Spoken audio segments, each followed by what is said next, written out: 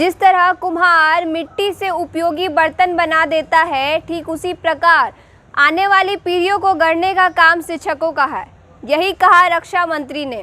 नमस्कार, आप बने हुए हैं आत्मनिर्भर बिहार के साथ। मैं हूं आपके साथ साक्षी। बीजेपी के वरिष्ठ नेता और देश के रक्षा मंत्री राजनाथ सिंह ने कहा कि 33 साल बाद शिक्षा से बहुमुखी विकास के लिए नई शिक्षा नीति लाई गई है। उन्होंने कहा, यह शिक्षा नीति नूतन और पुरातन शिक्षा का समागम है।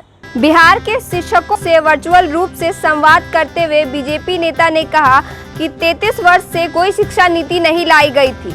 शिक्षा के क्षेत्र में हमारा नजरिया पिछली शताब्दियों में ही अटका रहा, जबकि नई शिक्षा नीति से 21वीं शताब्दी के नए और व्यापक बदलाव की उम्मीद की जा सकती है।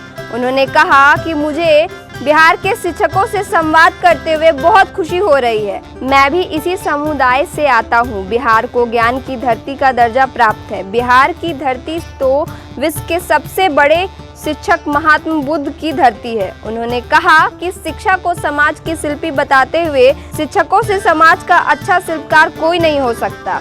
रक्षा मंत्री ने कहा कि जिस तरह कुम्हार मिट्टी से उपयोगी बर्तन बना देता है, ठीक उसी तरह आने वाली पीढ़ी को गढ़ने का काम शिक्षकों का है।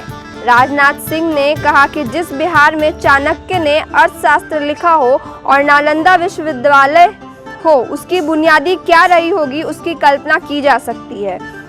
राजनाथ सिंह ने यह भी कहा कि बिहार के युवा आज भी देश से लेकर विदेशों में परचम लहरा रहे हैं। उन्होंने बिहार के लोगों के लिए तारीफ करते हुए कहा कि बिहार में गरीब से गरीब व्यक्ति भी अपने बच्चों को सांस्कृतिक शिक्षा की व्यवस्था करते हैं। नई शिक्षा नीति की चर्चा करते हुए बीजेपी के नेता ने कहा कि शिक्षा एक व्यापक दृष्टिकोण है। उन्होंने कहा कि नई शिक्षा नीति नए भारत की नई आकांक्षाओं और जरूरत के हिसाब से तैयार की गई है। वह बच्चों के भविष्य बनाने की जिम्मेदारी हम सभी शिक्षकों पर है।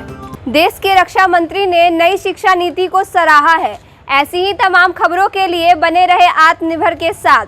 अगर आपको वीडियो पसंद आया हो तो लाइक करें, शेयर करें। धन्यवाद।